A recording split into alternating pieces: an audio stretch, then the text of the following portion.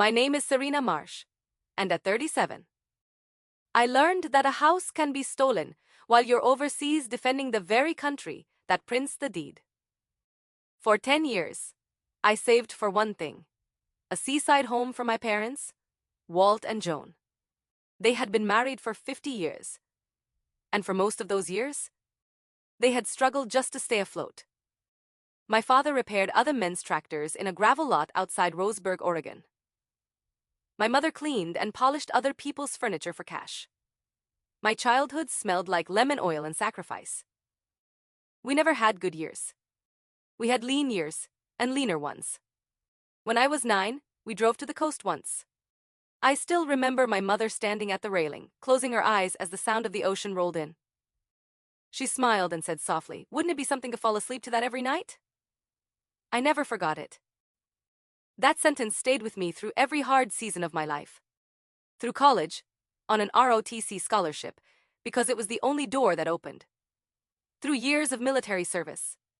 Through becoming a logistics officer, then a captain, then a major. Through nights moving fuel, food, and people across places where one bad decision could cost lives. And while I was building that career, I was also building something else in silence. A future for my parents. I saved everything I could. Deployment pay. Bonuses. A small inheritance. Every extra dollar I could keep. For 10 years, I held on to one image in my mind. My mother in a house by the water, finally hearing the ocean from her own bedroom window. Last spring, I made it happen. From a base overseas, I closed on a weathered but beautiful house on a bluff in Harland Cove, in Lincoln County. $425,000. The deed was in my name alone. It had a porch facing the Pacific, a wide kitchen my mother would love, and enough peace in it to make all those years of waiting worth something. I had never even stepped inside it. The plan was simple. On my parents' 50th anniversary, I would drive them there, place the key in my mother's hand, and watch her close her eyes at the sound of the ocean, the same way she had when I was 9. It was the cleanest, happiest plan I had ever made. And I should have known life doesn't let plans like that stay clean for long. The last 2 months of my deployment were chaotic. Internet was spotty. Calls dropped constantly. Home became something I could reach for only in fragments. My husband, Kyle, offered to help get the house ready while I finished my tour. He said he'd handle the cleaning, have the porch sealed, make sure everything was perfect for the anniversary surprise. At the time, it felt like the one thoughtful thing he had done in a long while. Looking back, that should have been my first warning. The utility bills started climbing: water, power, garbage. Not a little. Enough to suggest more people were living there than should have been. When I asked Kyle about it on a bad connection, he brushed it off. He said the cleaners had been running the heat, that the place needed extra work, that he'd send me the account details later so I could monitor it myself. He never sent them. Then my parents mentioned, almost casually, that Kyle's family had been spending a lot of time at the coast helping with the house. My mother is not a gossip. If she says something twice, it means it matters. So I wrote it down. I asked a few quiet questions. I started looking into how to add my parents to household records tied to the property. But I was still overseas, still stuck on a base, still trying to manage something I couldn't physically see. Every step required someone on the ground I didn't have. Kyle sent me one photo to reassure me. Just one. It showed the living room all cleaned up, but the angle was strange, cropped too tightly, framed in a way that seemed designed to hide more than it showed. I stared at that picture longer than any normal person stares at a clean room, because something in me knew it was wrong. What was he keeping out of the frame? Here's what people in my life always forgot about me. I don't panic. Not because I'm fearless. Not because I'm better than anyone else. Because panic has never been useful where I come from. When a convoy plan falls apart at 2 in the morning, and 12 people are waiting for you to make the next call, you learn quickly that the loudest person in the room is almost never the one in control. I had spent years training myself to move past the feeling and into the plan. My soldiers used to joke about one line I always said when things started going sideways. I'd set down my coffee, look around the room, and say it flat: "I'm calm." That should worry you. It usually did. Because calm from me meant I had already started building a response. But calm has a cost. Mine was over-responsibility. I was the person who fixed things. My family's emergencies. Kyle's family's emergencies. Rent shortages, broken cars, bad leases, surprise bills. If something went wrong, the call came to me. And for 20 years, I answered every time. So when Kyle told me his mother needed a place to stay for a little while after her lease ended, I said yes from across the ocean without thinking hard enough about what yes would cost. That was my real mistake. Not buying the house, not trusting too much, not even believing Kyle. My mistake was spending half my life teaching people that Serena would absorb whatever they handed her, that Serena would carry the weight, that Serena would fix the damage and never complain about who caused it. I thought the hardest part of my life had happened in deserts and briefing rooms and military convoys. I was wrong. The hardest part was waiting for me at home. I landed in Portland on a gray Thursday morning and rented a car while still in uniform. The drive to the coast was 2.5 hours, and the entire way there I kept touching the key in my breast pocket like it was proof that this day still belonged to me. I rehearsed the moment in my head over and over. Pull into the driveway. Hug my parents. Walk my mother to the porch. Put the key in her hand. Watch her close her eyes. The road dropped through the trees, and then the ocean opened up on my left, flat, silver, endless. I almost cried right there behind the wheel because she was finally going to have it. My mother was finally going to get the life she had earned. Then I made the last turn onto the gravel drive, and my foot came off the gas by itself. There were 3 cars in the driveway I didn't recognize. A cheap little folding sign had been planted in my mother's flower bed, and the porch railing where my father had hung a set of brass wind chimes for their anniversary was bare. I could see the empty hook from the car. I sat there for a second with the engine ticking, staring at the house I had bought for my parents, and somewhere inside it, strangers were laughing. Not family laughter. Not the easy sound of people who belong somewhere. The polite, unfamiliar laughter of paying guests. I didn't know that yet, but my stomach already did. I got out of the car and walked toward the porch, and the first thing I saw was my mother. 72 years old, wearing her good blue cardigan, crying with one hand pressed over her mouth, the way she does when she's trying not to let anyone hear her. My father was sitting on the steps with 2 suitcases beside him, his hands shaking so badly I knew it wasn't just the Parkinson's. Their suitcases were packed. My parents had been put out of their own home before they had even been allowed to move in. Before I could say a word, the screen door slammed open. Brenda. My mother-in-law. 62, in a sundress I didn't recognize, holding a wine glass at 11 in the morning like she owned the place. She didn't see me at first. She only saw my mother standing there on the porch. And then she pointed toward the driveway and shouted, loud enough for the people behind her to hear, "This is our house. Get out!" My mother flinched like she'd been struck. My father tried to stand and couldn't. And I need you to understand what 20 years of training does to a person, because every cell in my body wanted to throw Brenda through that porch railing. Instead, I set my duffel bag down slowly on the boards and let the silence do the first part of the work. The 2 strangers on the porch turned toward me. The uniform did what uniforms do. Brenda half turned, annoyed at first, expecting one more person she'd have to manage. Then she looked at my face. The wine glass dipped in her hand. "Serena," she said, just my name, like a door clicking shut. She still didn't know the full truth yet. She didn't know whose name was on the deed. She didn't know the woman she had just screamed at was the mother of the person who owned the house. And she had no idea that she was about to have the longest afternoon of her life. I stepped past her, pushed open the screen door, and walked into the house I had bought but never seen. Kyle was standing in the front room. The second he saw me, his entire face changed. And then I saw why. There were little brass numbers screwed into the bedroom doors down the hallway. 1, 2, 3, like a motel. In the kitchen I had imagined my mother filling with the smell of lemon oil and warm food, there was a folding table set up by the window with a guest book, a basket of coffee pods, and a laminated sign that read, "The whole place smelled wrong. Not like a home. Like a rental. Bleach. Air freshener. Chemical lemon. The kind of scent meant to erase one stranger before the next stranger arrives. My mother's lemon oil smelled like care. This smelled like a cover-up. Then Kyle's brother, Dustin, came out of the hallway carrying folded towels like a hotel employee. He saw me, saw the uniform, and froze so fast one of the towels slid onto the floor. Kyle finally found his voice. "Serena, honey, you're early." I looked at the numbered doors. The guest book. The check-in sign. My husband standing in the middle of a house I had bought for my parents, looking guilty in a place he had clearly helped turn into something else. "You're running it like a hotel." It wasn't a question.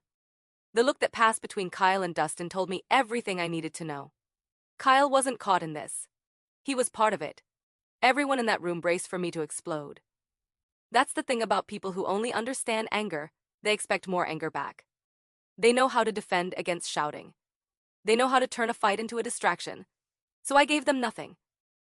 I turned around, walked back out to the porch, and crouched in front of my father. "Dad," I said, "we're going to get a clean room with 2 beds and good pillows, and you're going to sleep tonight."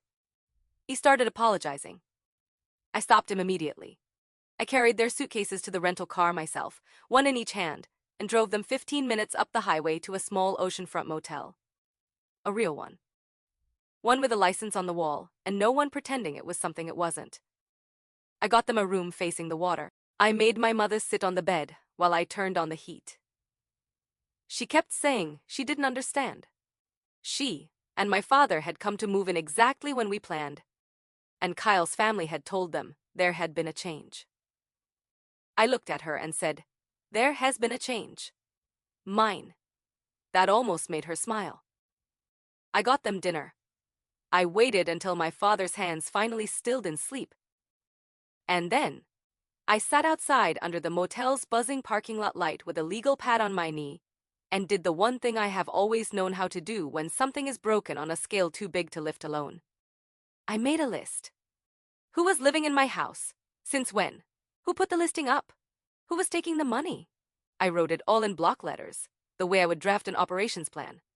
Because tomorrow, I wasn't going to argue. Tomorrow, I was going to find a lawyer. And by the time I finally closed that notebook, one thing was clear.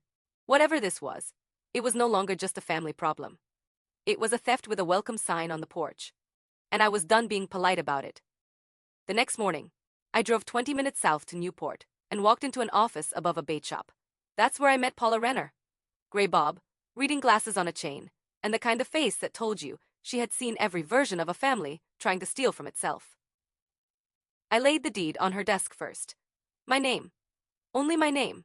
She read it, nodded once, and then gave me the part I didn't want to hear.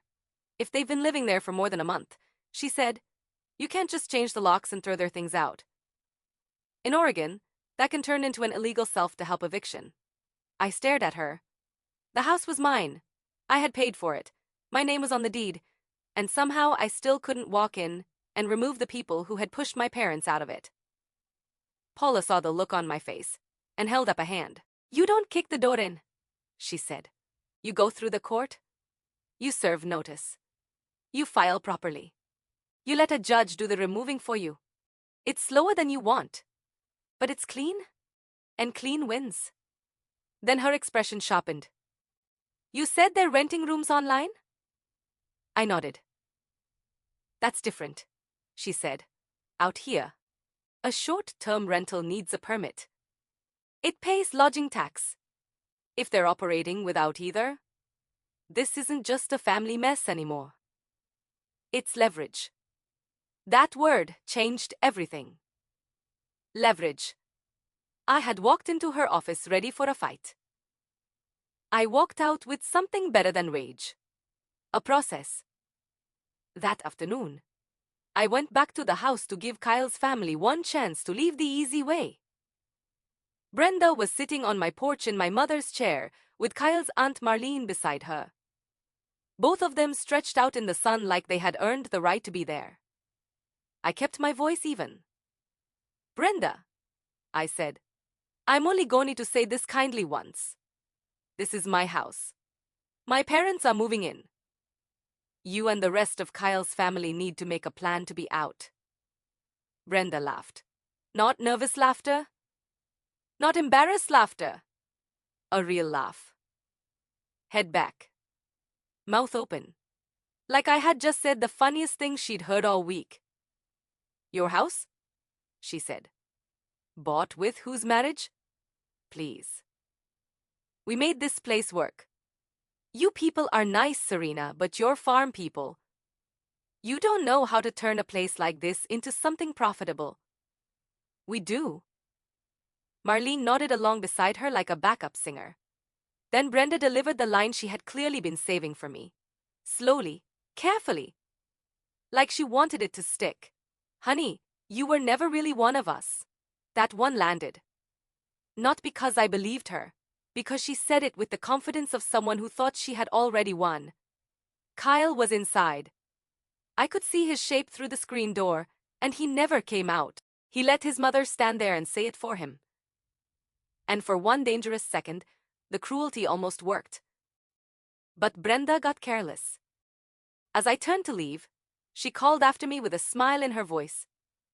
And we're booked solid through the end of the month. Booked solid. She had just handed me exactly what I needed.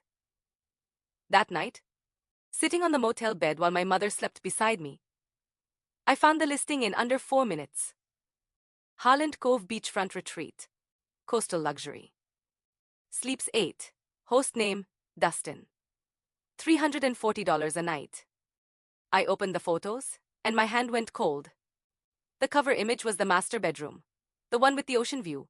The room I had chosen for my parents. The room I had imagined my mother waking up in on her first morning there. It had been staged with white hotel linens, folded throws, and decorative pillows for strangers. Photo after photo showed my house dressed up to be sold by the night. And then, near the bottom of the listing, I saw a picture of the little cottage out back. A single-room outbuilding I had intended for storage. The caption underneath read, Owner's Quarters. Private. Please do not disturb. I stared at the words until they blurred. That was where they had put my parents. Not in the bedroom with the ocean view. Not in the home I bought for them. In the shed. In the outbuilding. In the place labeled online so guests wouldn't accidentally bother them. They had taken my 74-year-old father and my 72-year-old mother and filed them under private owner storage. I screenshotted everything. The photos. The listing URL. The calendar. The prices. Every green block showing a booked night. Every detail Brenda had bragged about. Then I sat there doing the math. $340 a night. Nearly every night booked. Thousands of dollars a week moving through my house. And Kyle had still texted me that spring asking if I could float a little extra for the property. Float extra. While my parents were sleeping in a shed and strangers were paying to use their bedroom. The next morning, my mother finally told me the whole story over motel coffee. She and my father had arrived on June 3rd exactly as planned, their truck loaded with the few good things they owned. Dustin met them in the driveway smiling, told them there had been a little scheduling overlap, and asked if they would mind staying in the cottage for a few days during the busy season. My parents, who have spent their entire lives trying not to inconvenience anyone, said yes. And the few days never ended. Brenda told my mother not to use the big kitchen because it might confuse the guests.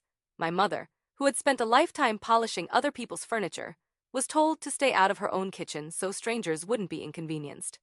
Then came the part that changed something in me permanently. My father had bought a set of brass wind chimes for their anniversary. He had hung them himself on the porch because my mother loved the sound of them in the ocean wind. On the third day, Dustin told him a guest had complained about the noise. So my father, my 74-year-old father, with hands that shook from Parkinson's, climbed onto a kitchen chair, took the wind chimes down himself, wrapped them carefully in a dish towel, and put them away so he wouldn't be a bother. In the house his daughter bought for him. My mother told me that with her eyes lowered into her coffee cup. My father looked across the table at me and said, softly, I'm sorry, Bug. I didn't want to make trouble for you. That was the moment it stopped being grief. That was the moment it turned into something colder. Cleaner, more useful. I stood up from that motel table and said, nobody is making trouble for me, Dad. I make trouble. That's my job. And from that point on, I stopped feeling sorry for them. I started building a case. The money question wouldn't leave me alone, so I pulled harder. I compared the utility spikes to the booking calendar. I started watching Kyle differently. The way he flinched when the mail came. The way he had gone vague every time I asked about his contracting business. The way slow season had become his answer for everything. Then one day, while grabbing my mother's prescription from the house, I saw an envelope on the hallway table. Final notice. I didn't open it. I didn't have to. The window on the front showed enough. A past due amount with a comma in it, and a total balance big enough to tell me this wasn't a missed payment. It was a collapse. Kyle was drowning in debt. And he had decided the thing to use as a life raft was my parents' house. The next time I went back to the property, the guests were gone for the day. The house was quiet, and for the first time I got to see all of it clearly. That's when I found the laminated card. It was propped neatly on the kitchen counter like something in a vacation rental welcome basket. Welcome to Harland Cove Beachfront Retreat. Wi-Fi password. Checkout instructions. Quiet hours. And near the bottom, one line that stopped my breathing. Please do not enter the pool cottage. Owner's storage? Owner's storage? My parents were owner's storage. They had taken the time to professionally laminate a card to make strangers feel comfortable in my house. And on that same card they had categorized my mother and father like lawn equipment. I stood there holding that card in both hands for a long time. I wasn't calm in that moment. Not even a little, but I have learned something about anger over the years. If it's big enough, don't waste it. Aim it. I photographed the card front and back in good light. Then I slipped it into my jacket pocket, beside the brass challenge coin I had carried through 2 deployments. 2 pieces of metal in one pocket. One reminded me who I was. The other reminded me exactly what they had done. Paula and I built the response like an operation. She drafted the notice to vacate with exact Oregon language, every line written the way a judge would respect, and a defense lawyer couldn't easily tear apart. I brought her everything. The deed, the screenshots, the booking calendar, the utility bills, the laminated card. She held that card for a long moment, then set it down gently like it belonged in a criminal file. Most people make the same mistake here, she told me. They get angry and do something stupid. We're not going to be stupid. We're going to be patient and exact. Then she showed me the second front. The county. No short-term rental permit. No lodging tax record. A listing active under Dustin's name. If county code enforcement got involved, they could issue a cease and desist. If the taxes weren't paid, those penalties would attach to whoever had run the rental. Dustin. Not me. Not my parents. Dustin. For the first time since I had landed, I felt the ground settle under my feet. I didn't need to scream. I didn't need to break anything. I just needed to let the right officers discover what they had done. Kyle came to the motel that night. He stood under the same flickering parking lot light where I had made my list, and he looked 10 years older than the man I had married. He finally told me the truth. His contracting business had collapsed almost 18 months earlier. He had been carrying it on credit cards and a second loan, hoping he could dig himself out before I noticed. But the debt kept growing. By now, he owed nearly $60,000. He said he was ashamed. He said it killed him, that I outranked him, out-earned him, that I was the one buying my parents a beachfront home while his own mother rented a place by the highway. He said when Brenda and Dustin suggested using the house as a rental, it felt like a rope thrown to a drowning man. And for 1 minute, standing there under that ugly motel light, I saw him clearly. A proud man in over his head. A man too embarrassed to ask for help. A man who had made one desperate decision and then another. For 1 full minute I felt for him. Then he ruined it. Because after all of that, after the lies, after the debt, after my parents being shoved into a shed, he looked at me and said, "So can you just let it go? Leave my mom out of it. It's marital property anyway. Half of it's basically mine." There it was. Not guilt, not remorse, not concern for my parents.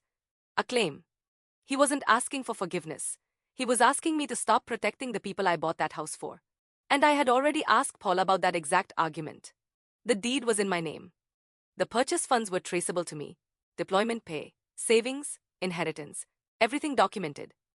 If Kyle wanted to argue about marital property, he could do it in front of a judge during a divorce, not in a motel parking lot while my parents slept 20 feet away because his family had taken their home. I looked at him for a long time. Then I said, I'm sorry about the debt. I mean that. But I filed the paperwork this afternoon. He wanted pity in exchange for silence. He got the pity. He did not get the silence. 2 days later, Paula's process server delivered the notices to every adult living in my house. Brenda tore hers in half in front of him. Dustin laughed and said the place was booked through the month anyway. Marlene called me a name I won't repeat. And not one of them packed a single suitcase. That was fine. The notice had never been a threat. It was the first flare. The beginning of the part where everything legal, official, and patient started moving toward them all at once. And from that moment on, I stopped thinking of it as revenge. It was simply correction. They had mistaken my silence for weakness. Now they were about to learn the difference.